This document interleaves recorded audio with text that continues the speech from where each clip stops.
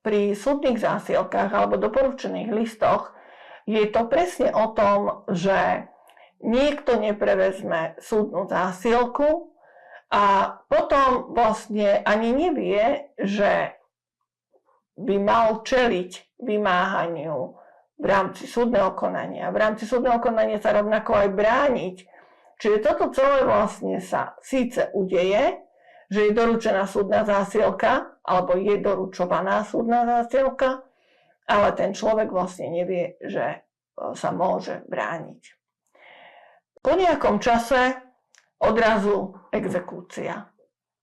Ale to nie je naozaj odrazu.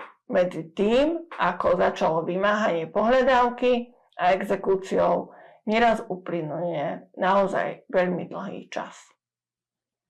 Ak sa vás teda situácia týka, že odchádzate z domu, zabezpečte si preberanie zásielok blízkou osobou, na ktorú je spoľahnutie.